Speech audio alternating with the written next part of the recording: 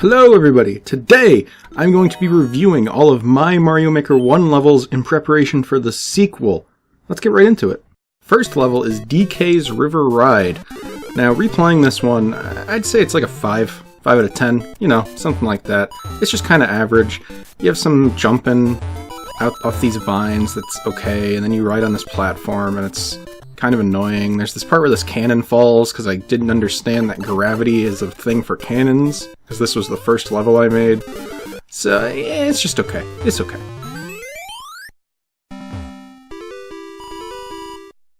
Next up is The Glitch. This is a level all about lanky Mario, so it's got a bunch of big jumps. There's not really any danger. It's a nice easy level just showing off lanky Mario, and also using a bunch of sound effects to convey the idea that the game is glitched. Whoa, he's lanky. Overall, I like this level. I'm gonna give it like an 8 out of 10. 8 out of 10 skinny mush is this comedy? Is this my level of comedy now?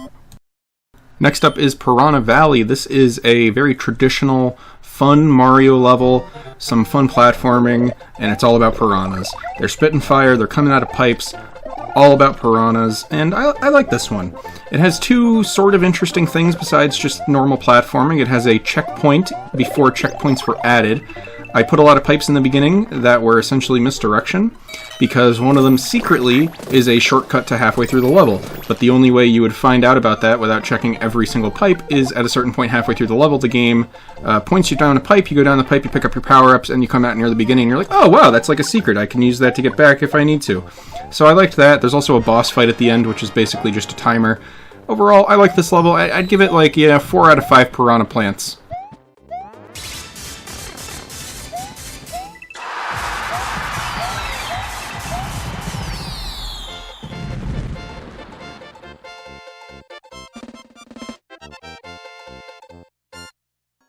Now this next level, it's 10 out of 10. It's Birdemic Shock and Terror, based on the classic film, and this one really is a work of art.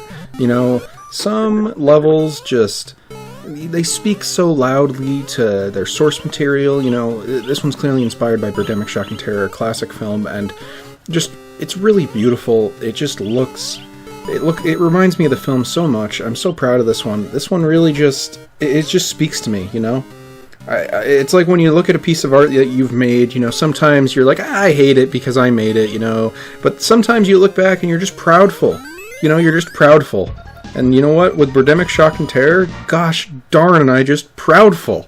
Next up is the Legendary Sand Box, based on the Legendary Sand Bird from Super Mario Sunshine. In Sunshine, you have to stay on this big bird that rotates, so you have to kind of jump onto its side as it twists and stuff like that. And similar idea here, except you're in a box. So when the box's wall chases you, you have to jump onto its top. When there's spikes, you have to jump from one part to another. The box breaks apart and you have to figure out where to stand as the floor disappears. And I really like this level. I'd give it like a 9 out of bird.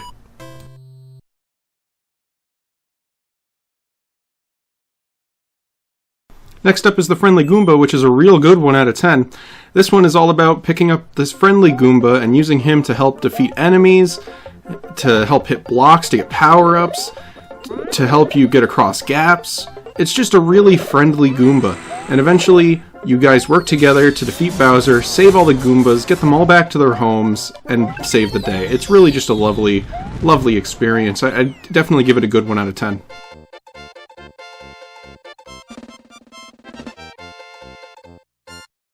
Next up is Momentum, Carried from a Wall, a level all about wall jumping and spin wall jumping. And this one's pretty dang good, out of 10. And it escalates in a very fun way, and the finale of getting a star and wall jumping on the ouching spikes, dashing into Bowser to hit the axe, I think that's pretty fun. I like this one. It's solid. It's short, but it's pretty sweet.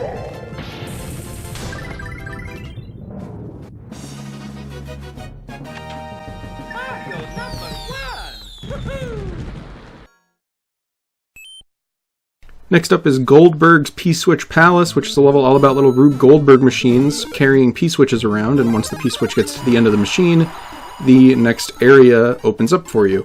And overall, I like this one quite a bit. It's pretty fun to watch the machines and see the P-switch or other objects hit note blocks, which dispense enemies or power-ups into the screen. You don't know what it's going to be, so you have to prepare just for something to come out that's probably scary.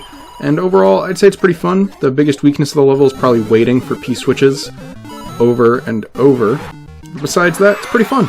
I like it.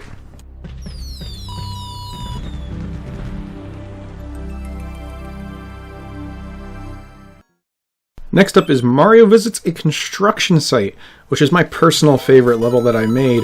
It has these blue platforms which act as scaffolding for some tricky jumps in the beginning. There's this part where you're in a building and you blow it up with bombs, and then a chain chomp wrecking ball gets thrown into the mix. There's a part where you build a little staircase with POW blocks. There's this part where bombs are getting thrown into this building and blowing it up. It's just a lot of fun, and I really like this level. It's my personal favorite that I've made.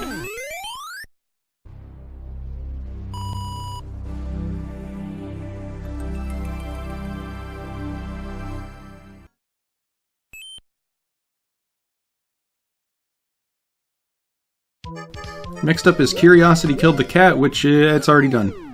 That was easy. Oh yeah, Mario time! Our last level today is a one screen wide level. It is 2 screens tall, but it's only 1 screen wide. And it's a pretty simple level, some tight-knit platforming, and you have to navigate through it to the very end. I'm really excited for Super Mario Maker 2, and I plan on streaming the game both here on YouTube and simultaneously on Twitch, so you can choose whichever one you like. It'll be the same stream. Thank you so much for watching this video. I personally felt like I learned a lot about what parts of my levels were not very good after replaying them after so long. It was kind of like playing them for the first time in some ways. So, thank you so much for watching. Hopefully I'll see you during a stream, and if not, just have a good day. You know, have a nice one. Have a good one.